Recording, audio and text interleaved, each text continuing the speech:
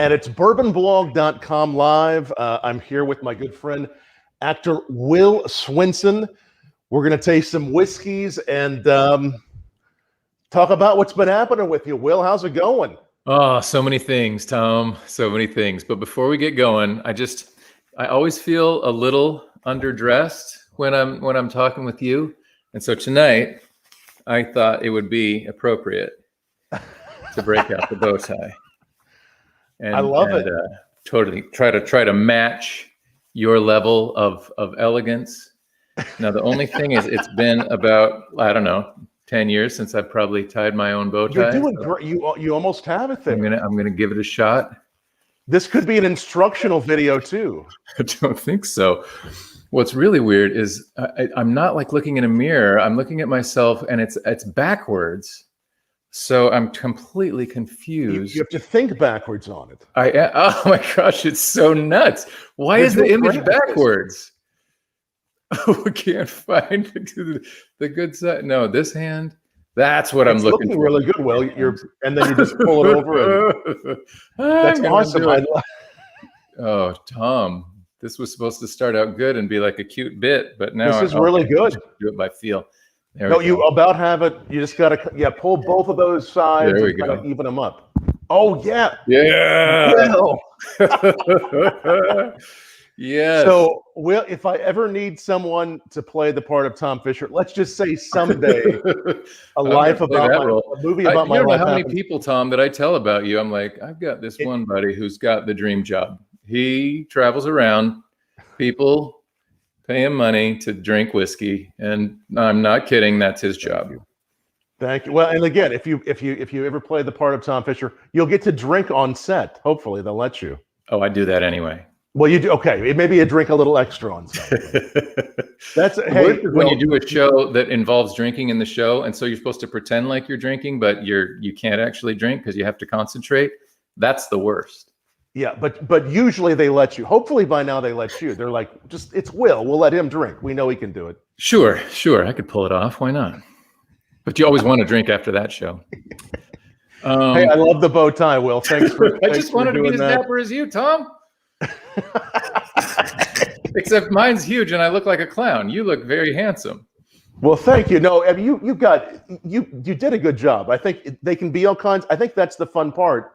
People know it's the legit deal whenever you have it, tied, and it looks good. So I feel good. I feel like it's going to be a slightly more formal tasting, but I might get annoyed with how goofy I feel like I look and take it off. It puts you in that mindset. It puts you in that tasting mindset, which, ever since, seeing you in New York, bringing you some whiskey backstage, I've even gone whiskey shopping with you. You're a bourbon fan. I mean, you've always enjoyed some, for a while, you've enjoyed some good whiskey, haven't you? For a while. I mean, since I got to know you, I really wasn't much of a drinker before I got to know you. I'm not blaming you for that. No, it's just something that I've kind of developed later in my life. I didn't really get into whiskey until my 30s, mid 30s, really. Right. But now that's my go-to, my jam. That's excellent, man. Well, hey, we sent you some whiskey. Why don't we go ahead and get one poured for you as we talk? I love it. Which one do you want to start with? Now that we're in whiskey attire, our brains are more focused. There's feeling analytical. I'm gonna put on my glasses so I can see the label. Well, now I just look like I'm in a costume. Now I look like I'm Poindexter in Greece. Well, it puts you even more in that. It's like the whiskey professor mode. Let's go for the bourbon first. All right, I love it. You have 2 bottles. I do. And special thanks to Hard Truth. These are the Henry A. Sipes. These are smoked, double smoked in a double oaked in a smoked barrel. It's a mouthful. Will, I should practice that. So explain to me that process, because I love to hear about it. If it's double oaked, does that mean it's poured into one oak barrel and sat for a while and then poured into yet another oak barrel? So that's as to absorb. It fully ages in the first. Okay, so what we have here is a really wonderful Indiana bourbon, a little older than 4 years old, that went into another barrel that had been influenced. So, bourbon to be bourbon has to age fully. Whatever the distiller deems that to be, in that first new charred oak barrel. Uh-huh. And Now this is an usually it's aged about 4 years. So or is more. it for that first barrel? Is it the whole 4 years, or do they split it up? For this particular one, it was the whole 4 years in one barrel. And then it was emptied and put into a brand new barrel that had been influenced with different types of smoke. Applewood smoke was one of them, a variety of different types of wood smoke. Uh-huh. And they basically had 100% of one, the other, and then they blended those different types of smoked barrels together. Uh-huh. So what you have here, as we nose this and taste this, is something that has this wonderful influence of smoke. It's not over smoked. There are some smoked whiskeys out there that I think are done a little bit too much. But again, what we're looking at is hickory wood, maple wood. So these three different barrels, we had some hickory wood, 100% hickory wood. The whiskey went into those secondary barrels for a couple of months. Here we had 100% maple wood. Here we had 100% applewood. And they figured out what the right blend was for their main release. Then they did this limited edition, which was 100% of each. But this is the blend. So you're going to get some nice campfire notes. It's almost campfire-like, but it has that sort of like morning after, as the ember, after if you've been camping, you get up, you smell the embers, you can kind of taste that morning after. Well, to be honest, what I get first is like the pancakes I'm about to have, because I smell like that maple syrup. wood. Yeah. Oh yeah. It's really well balanced. It has that, and the other cool thing, I mean, we're just about to enter autumn. It has some real autumnal notes. I mean, you have some like clove and some baking spices. Oh yeah, for sure. Cinnamon. Yeah. Yep. But I just think it's really interesting. It's deep. It's barrel rich without being too heavy. I didn't even pay much attention to the color. I got a good light here. Yes. Oh yeah, it's pretty copper. And if any of y'all watching have tried this, or even whether you're trying this one or you're just tasting anything as you're tasting with Will and I, tell us down below what you're tasting, and tell us what you're drinking. We always like to hear that. Now, give me some pointers on just on the nose and how to take that in as well as I can, because I don't think I'm as good at it as I want to be. You're getting better with the bow tie on, though. I promise. That's a little too loose. I think it's a little too big. It's great. All right. So I like to rock it back and forth on my nose, Will. I just like to basically put my nose right here, and I influence both sides of my nostrils, because throughout the day we have what is called the nasal cycle or nostril dominance. And basically, and everybody can do it at home with us, if you take a deep breath into your belly and you exhale onto your hand, just like that, it looks a little silly, but it's okay, because we're trying to figure out which of our nostrils is most dominant. And I get that. I like a deviated septum. It's always one is way more than the other. That's right. Which one is it right now with you? This one's more open. More open. Right now it's my right. And so really that's what we're doing, is we're influencing. And then with this kind of whiskey, I say, coat your palate, give it a few tastes, and then really keep it in your mouth for at least 5 or 10 seconds a couple of times during the tasting. Work it around, and you're just going to really see a lot more of those spicy characters present themselves. I even get kind of like the burnt sugar on a creme brulee. I kind of get that too. Oh yeah, I was gonna say like a marshmallow. Yep, like a roasted marshmallow. Yeah, like a roasted marshmallow. Yeah. When did you last either roast marshmallows or go camping? When was the last time you did it? Boy, it's been a minute. We do have a little fire pit, but I don't think we lit it up. Maybe we did in the spring. I don't know. It's a little tricky because I've got a 4-year-old and she just likes to just burn it all down. So we kind of just don't do it too often. It's been a little while for me too. I understand. But speaking of smoked woods, I just got a smoker to cook with. Oh, wow. Okay. And it's been so fun to kind of try to, do the same thing with palate and try to suss out, how if I'm using apple pellets or if I'm using cherry pellets or mesquite pellets, like how that's influencing the meat that I'm cooking. And it's very much a similar process with the bourbon.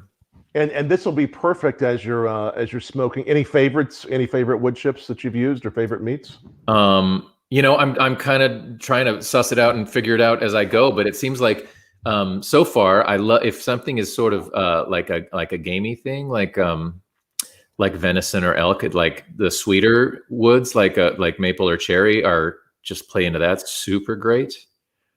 I like it. No, so there's all kinds of wood, and this will be perfect to actually figure out whether it's the bourbon or the rye that you use. I think it'll be a nice pairing.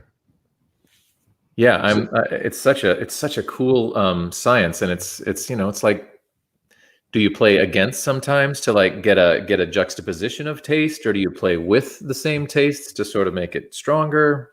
I mean, for me, I like to play against it sometimes, as long as as long as one flavor doesn't outdo the other. I think if they can both contrast some, it can really be a beautiful thing. I guess those are the questions that the whiskey makers ask themselves as they're sort of blending and stuff. It's like, okay, well, I've got this cask over here that's really mapley, and this one over here is very spicy. Right. And those don't seem, should I try? I guess they do try them together and go, all right, well, let's blend this and this. And then eventually they get what they want.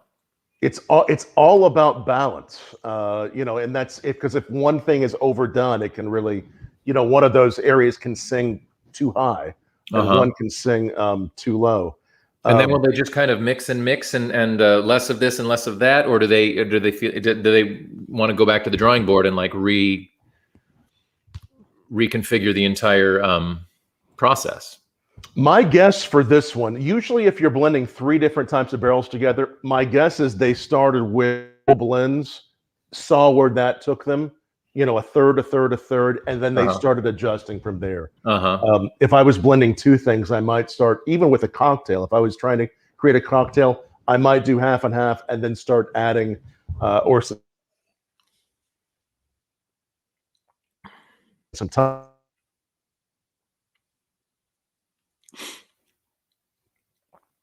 It is the Hard Truth Henry A. Sipes Double. We're going to try the rye here in a few minutes, but tell us, now you're in a new Netflix series called Hit and Run. Yeah. That just came out, about a month ago, didn't it? Yeah, exactly a month ago. Yeah.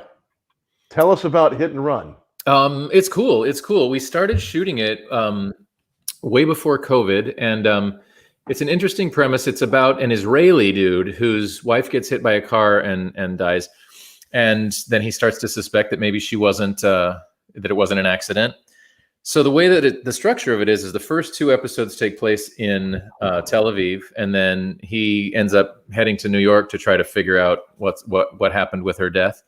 And like the last 8 episodes, or maybe 7, I can't remember how many episodes there are. The remaining episodes are shot in New York largely, with Tel Aviv stuff sprinkled in.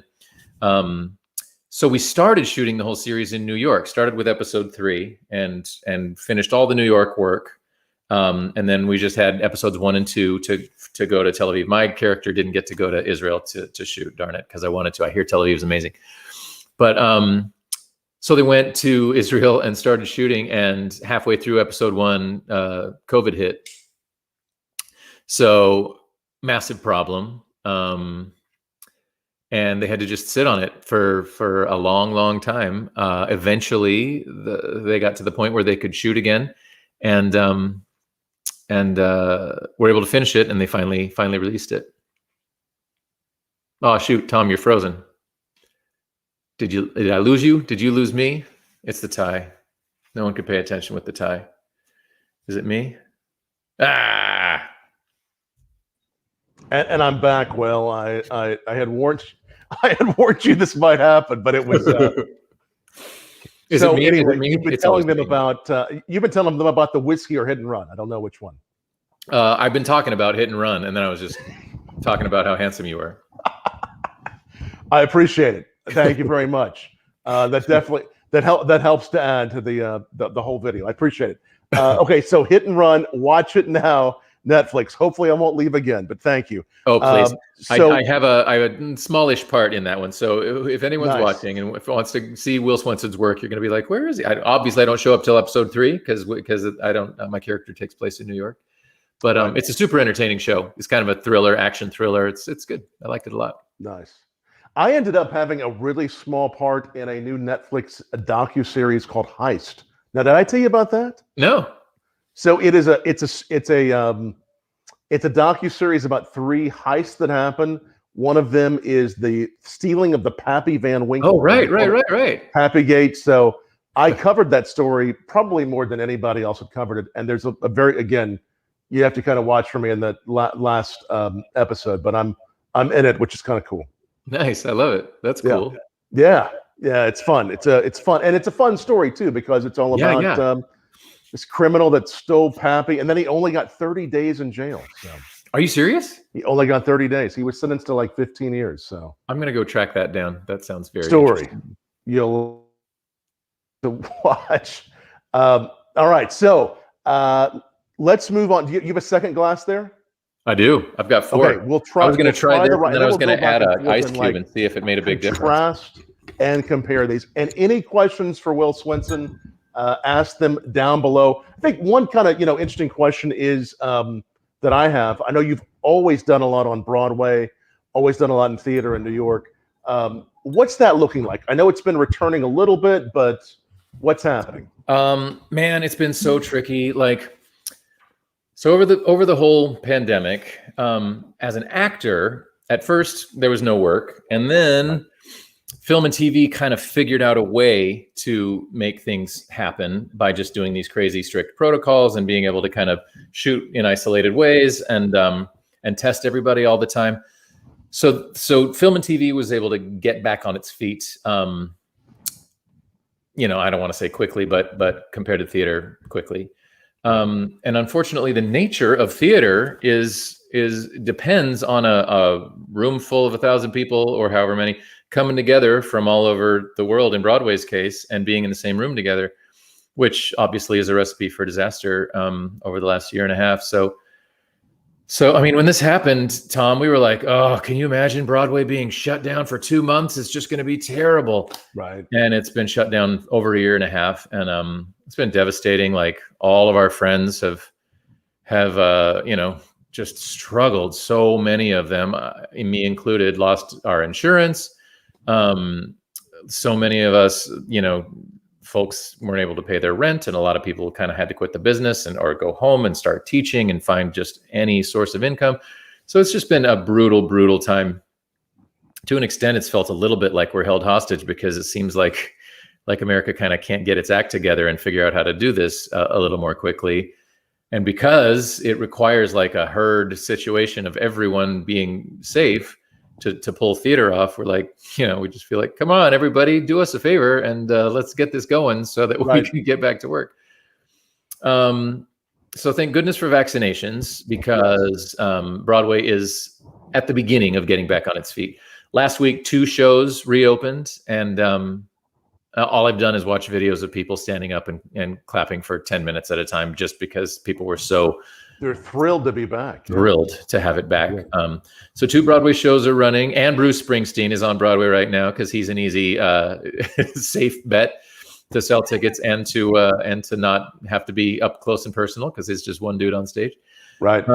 And right now the schedule is for every couple of weeks, a couple more shows will open back up on Broadway, and hopefully till we're full again. I mean, it's tricky because we depend on full houses to sell tickets, and like the model for Broadway, the financial model requires kind of that the houses be sold out, and like tourism is still pretty down in New York. Right. And if we can't fill those theaters, then all the new projects that come into town will or come into Broadway will most likely have to close quickly. And it's sad because I think a lot of great art is getting made right now. I think a lot of beautiful plays have been written over the last year and a half, particularly about the civil rights movement that we're living through and the Black Lives Matter movement. Yes. Some beautiful new Black plays are being produced. And And if those plays don't, sell out, which, because of COVID, it seems likely that they might not. If those plays close, there may be a tendency to say, see, we shouldn't have those plays. They don't sell anyway, when in fact it's beautiful art, but it's COVID that's keeping them away. So, there's some tricky questions going on with the future of Broadway. I hope that we're safe. I hope that we're patient, and I hope that we value the art for what it is, and not just value the dollar for how many tickets we can sell. Right. And really get after the beautiful art that's being made. I mean, there's so many amazing stories being told and created, and it seems like the good art always comes out of suffering, and heaven knows we've had a lot of that lately. Right.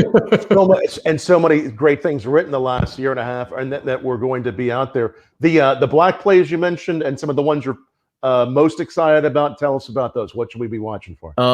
I wish I knew the names. They're new plays, so I'm sort of uneducated about it. I did read an article that listed like 8 out of 10 new Broadway plays either were written by or directed by or largely starring black casts, and they look fantastic. I think one's called Chicken and Biscuits with some amazing performers,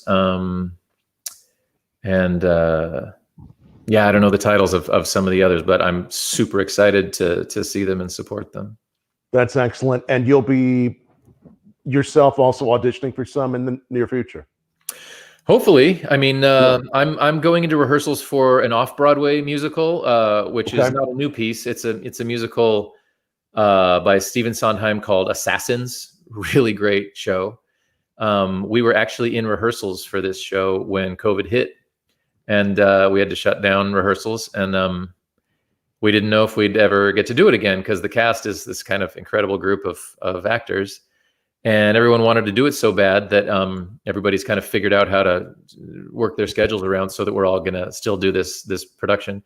So I'll go back into rehearsals for that, and we open that in November. So that should be a ball. That'll run through January, and then you're always kind of as an actor rehearsing and workshopping 2 or 3 other shows and see which ones of those take off and become actual productions. Excellent. And that one you mentioned will be in November. Assassins will open like the first week of November. It's at Classic Stage down at Union Square. Fantastic. Excellent. Little theater. It's like a thrust. You're basically in the round, and I think it only seats about 200 people. So that one's going to sell out in about 5 seconds, because the cast is like a Broadway caliber cast, and it's just, there's not enough seats. So that one's gonna sell out and just be we're all kind of doing it for the love of it and not for the paycheck on this one. That'll be fun. It's always some great productions you're in. It'll be fun to see what you do next. You have a couple other TV shows, films we'll talk about, but let's take a quick taste. Love it. Again, of what, just to throw one other one at you. This is a very similar project from Hard Truth under the Henry A. Sipes name.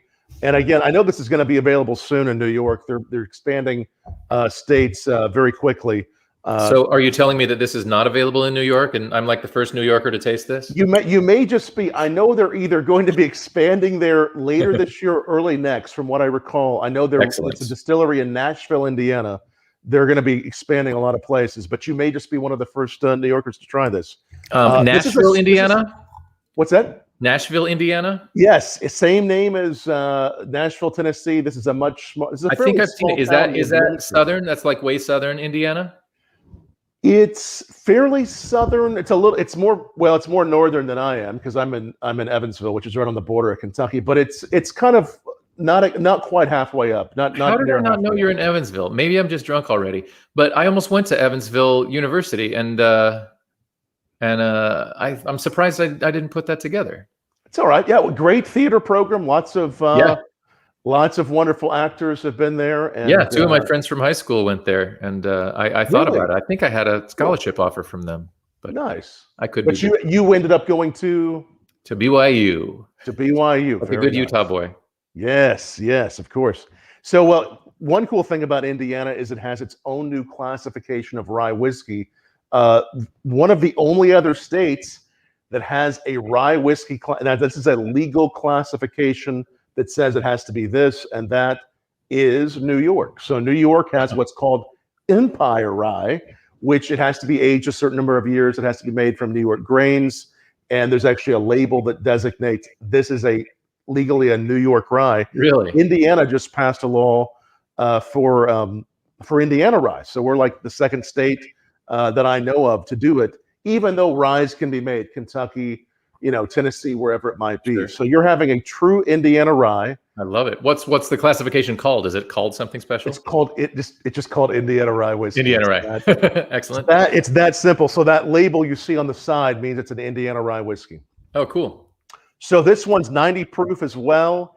It's been, again, aged in the first barrel, and then it goes into 3 different barrels. Applewood, some of that hickory smoke as well that influenced those second barrels. And it really comes forward with some really beautiful notes, with the applewood, with the hickory. Tastes different than and the maplewood as well. Tastes different than the bourbon, of course, but has that same flair. This one has a little more spice behind it. What do you think? Yeah.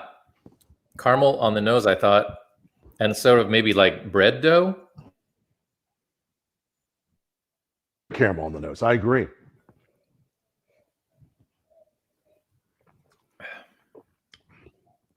Excellent. Yeah, kind of a little like a rye, but kind of herbal.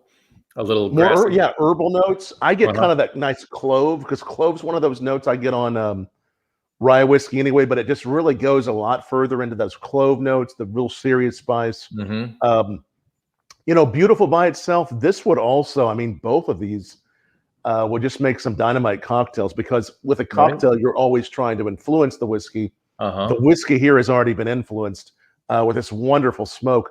I think maybe we even had some of those smoked cocktails together in New York when we've been out. Do you like those smoked cocktails? Oh yeah, they're super fun. Super fun. Yeah. So and I love those. So so this is like the truly smoked. Yeah, whiskey. Like sweet meats. Like I'm getting like a Thanksgiving ham. Okay, I get that too. It's like the ham house. Like you go like a candied ham, like a ham house. This is delicious. Okay, so you have now that we've had another sip of whiskey, zombies, vampires, a little bit of everything. What else is happening? What else are you? I love to talk about myself, Tom. It's great doing interviews with me. I just get to talk about myself for now. And drink. And drink. It's the best of both. It's like my 2 favorite things. It has to be the best. So the one we talked about, Hit and Run, I was a lawyer. I was a jealous husband and a lawyer in that one. But over quarantine, my wife is a awesome actress, and she is in the show The Good Fight on CBS. And those showrunners, Robert and Michelle King, decided they wanted to try to do something during quarantine, just sort of a small scale TV show that they could produce safely. And they also knew that all the Broadway actors were out of work, and they love, they're New York based, and they just love, taking care of their Broadway folks. So they wrote a show and asked us if we'd be interested in playing a couple on this show. And then they hired like 2 other couples that are actually married in real life who are Broadway performers, and stuck them in the show so that there could be some physical contact and intimacy on the show and not have to worry about, contaminating one another. Right. So we shot this crazy zombie show over quarantine. They basically like rented out an entire townhouse in Hell's Kitchen, and every floor was like a different set. And like one day our dressing rooms would be in the basement, and then we'd be shooting on level 1, and then like mission control for like the cameras and the monitors and everybody would be on floor 3, and then another set would be floor 4. And so literally like the camera techs would come down to where the floor we were shooting, and they would like set up the shots with like a million mounted cameras, and then they'd open the windows and blow it all out so that it was kind of clean air. And then we would come up, my wife and I, to do our scenes. And the only person we'd come in contact was the director, and we were all testing like crazy. So we were safe. We were also like triple masking and just being incredibly safe. Right. And then we would learn the choreography for, hitting the right marks to get in front of the mounted cameras. And through that process, we shot this whole series called The Bite. And the premise is that there's this other wave of COVID that sweeps through New York, and if you catch it the second time, you turn into a zombie. And it's kind of a dark comedy. It is nuts. It's completely out there. I love it. It's completely my taste. And I could see if it's not somebody's taste, somebody might hate it because it's very extra. It's very kind of just quirky and dark and wonderful. I loved it, but it was super fun getting to work with my wife, and to get to do any work during quarantine was like a total blessing. And you played her husband. I mean, the part I didn't play her husband. Actually, they made me her affair, her boyfriend, okay, on her side piece on the side. And the character guy playing her husband is a great actor named Steve Pasquale, and his wife is Philippa Sue, who was in Hamilton and an amazing actress.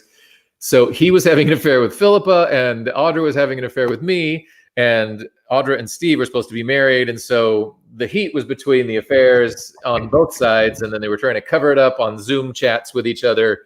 So that was kind of a funny, quirky, smart. That is so. And so The Bite, it will actually be where can we see it then?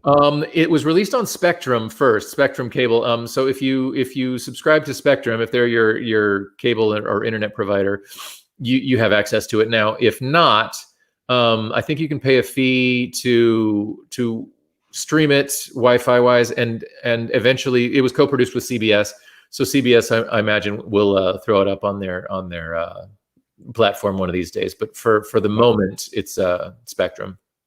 So again, it's Will with Audra McDonald, his wife. It's so many other great actors on this as well. And the whole theme, the whole premise is something behind COVID, but also you also really had this brilliant way of shooting different floors. Do you think there'll be more, or were you noticing, especially in the heat of COVID, productions really gearing themselves to having different segmented areas to film in? There were of the shows. I mean, as far as I've noticed, of the shows that tried to shoot, during the thick of the pandemic, right. Some of them just like in their storylines acknowledged that there was the pandemic going on. So the characters are wearing masks and wearing shields. And that was one way to get around it. And then the other shows kind of had to get creative and like, what is it? Limitations is the mother of invention. What is it? It's not limitations, but you know what I mean? Necessity is the mother of invention, I guess. That's what I was trying to think of. At any rate, we just had this roadblock, and we they had to think creatively to kind of get around the problem.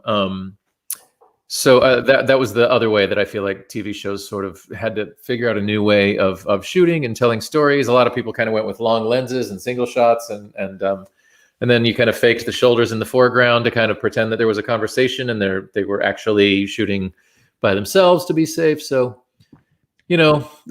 people are crafty and scrappy and figure out a way to do it. Yeah. Well, I can't wait to see The Bite. That'll be so cool to see. Yeah. Again, on Spectrum, but you can also find places to download it, it sounds like, as well. I think so. Yeah. And the other one that's coming to Netflix? The other Netflix show, that's the one that I've been working the most. I just got back from shooting that in Atlanta for a very long time. This one is very fun. It's a vampire show. It's based on a vampire story by this great author, Victoria Schwab. And it's kind of this great story. I'm like the father of the white waspy vampire family, and then a family of black vampire hunters come to town. It's set in Savannah, Georgia. We shot it in Atlanta, some in Savannah. Wow. At any rate, and they come to town. So, and then our daughters fall in love. So they're these star-crossed lovers. One is a vampire, one is a vampire hunter, and they're desperately in love with each other, and they kind of want to kill each other. They know they're supposed to kill each other, and they know that their families are absolutely against it. And then our families find out. So there's like, wars and infighting, and they're trying to hide and run away together. And it's kind of Romeo and Juliet for same-sex vampires. It's pretty good. Pretty good stuff. And this is called, this sounds so interesting. This is called what? This is called First Kill. First Kill, and that will be out What, any idea? That'll be out on Netflix. I mean, we just finished shooting, so if I had to guess, I'd say like March. Right, March. Excellent. If they really got on their speedy horses, then maybe January. But I bet you March, April. I bet you. Savannah. I mean, I know Georgia is like one of the top states that's most friendly to filmmakers. There is so much work going on in Georgia. So much happening. How was it? I love Savannah. Had you been there before? What'd you think? Savannah is great. I had been there before, but not for a good enough amount of time. In fact, I need to tell you about this cocktail that I discovered when I was in Savannah. Wow. The first night I was there, I didn't have to shoot, and I was just like, all right, well, let me just discover Savannah. And there was a little cute bar near me. I think it was called the Black Rabbit. Go there. Wow. Just a tiny little place, but their drink menu was so creative and cool. And they had one drink called the Nomad, and I've learned it and I've guessed on the proportions over time and kind of made it the way that I like it. But it's bourbon, a little bit of Aperol, elderflower liqueur, lemon, and muddled cucumber. And it sounds really good. It almost tastes like a watermelon Jolly Rancher or something.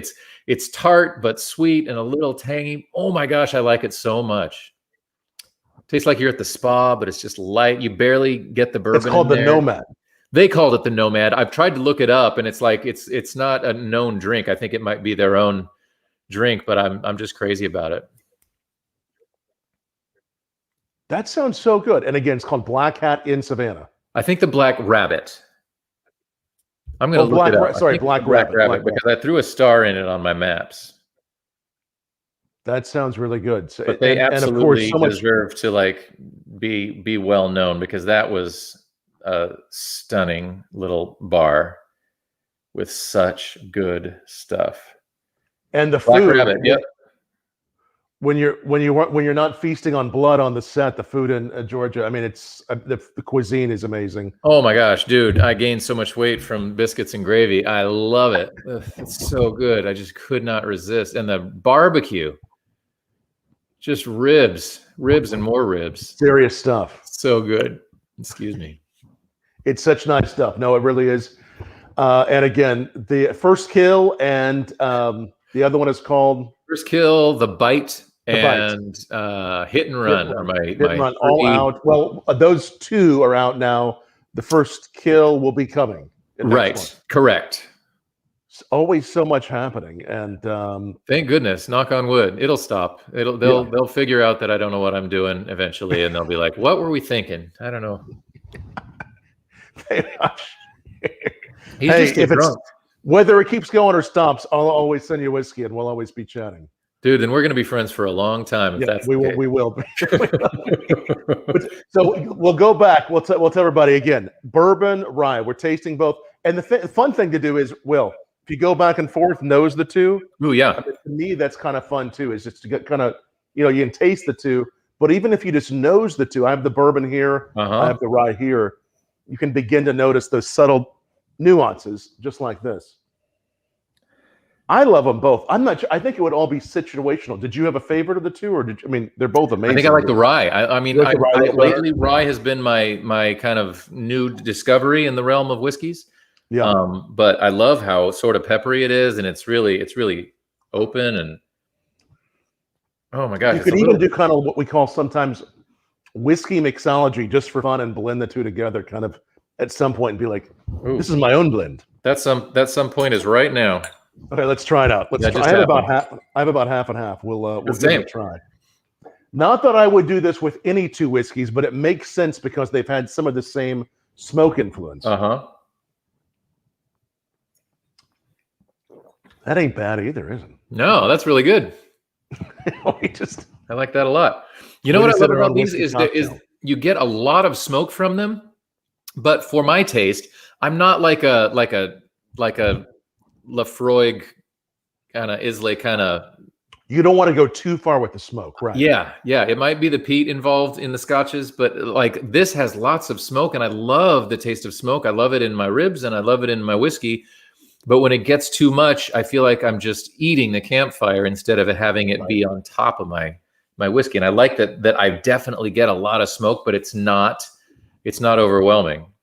I knew you'd like this. I know you like a touch of smoke, that sweetness, but this hits all those levels. That creaminess, that like brulee, hits a little bit of everything. Hmm. Um, and again, for all our friends watching on Twitter, YouTube, Facebook, make sure you like this, share this.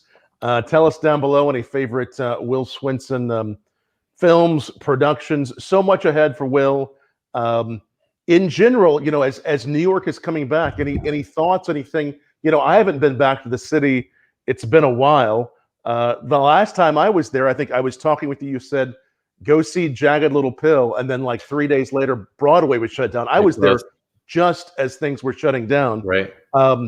Anything that, for those of us that love Broadway, that love the vibe, anything we should keep in mind as we come back? How can we help support? Just thoughts in general here. Yeah, man. I mean, I was back in the city a few days ago for the first time in months, because I've been out of town working, and it was nice to see some energy back in the city. It was a beautiful Saturday that I was down there, and people were out eating in cafes, and I was like, oh, thank goodness, because there was a time there where it was just so sad to see the shops all closed, and like closed for good, not just like doors closed, but like businesses closed. And it was nice to see things opening back up. It was nice to see people, not quite as afraid for their lives. So, if I had advice to give people coming to New York, first I'd say, please come to New York, because it's a city that needs tourism. And Broadway is like such a massive part of the economy of this city. And, we're only as good as the art that we create as a society. We're remembered for our wars and our art, and which one do we want to be remembered by? So I'd say, come to New York and be safe and be part of the solution to this time we're living in, and go to a Broadway show, because they're all good. I mean, it's incredible, the talent that is housed in every Broadway theater. The new stuff coming out will be so stunning and so beautiful. There's so much new work coming out. I'm involved in a couple of projects that if they get to Broadway, I'll just be ecstatic, because they're just stunning and beautiful. And so many shows, got closed the second that they opened with COVID. There were so many beautiful shows that had just opened and got closed, and some didn't get to open. One of my oldest friends in this business was playing the wife in the Mrs. Doubtfire musical, and it's supposed to be a terrific show. It's one of the best directors in the history of musical theater, and one of the best actors on Broadway playing Mrs. Doubtfire. And my friend Jen is an amazing talent, and I think they got closed on their first preview or something like that. And just like, or no, it was their opening night. They were supposed to open, and they were like, no, you're not going to open. And then just wah. There's a Bob Dylan musical called The Girl from the North Country. It had a great run on the West End in London. Killer show. I went to the opening night, and about 4 nights later, it had to close. And some of these shows don't get to reopen, like Mean Girls, the musical, a fantastic musical. And they just had to close because they just figured reopening this one wouldn't be financially viable. Right. Frozen, the Disney musical, also just closed during COVID. Just said we can't get back up there and make it worth the dollars. So lots of people lost their jobs, and it's just such a fantastic art form. Obviously, I'm partial, but I love it so much. So come to New York and spend some money on Broadway. You won't be disappointed. You'll be a fan for life if you haven't gone to a Broadway show before. If your musicals aren't your thing, go to the plays, because they're just incredible. You see all your favorite actors from movies doing their thing, in the same room with you. And there's no substitute for that energy, man. Being able to see Denzel Washington 20 feet away from me play the main role in Fences, just like, it's like you're watching, it's like Perlman play the guitar, Yo-Yo Ma play the cello in front of you. It's just like, these are the best artists in the world at what they do, and you get to experience it right there. I love it.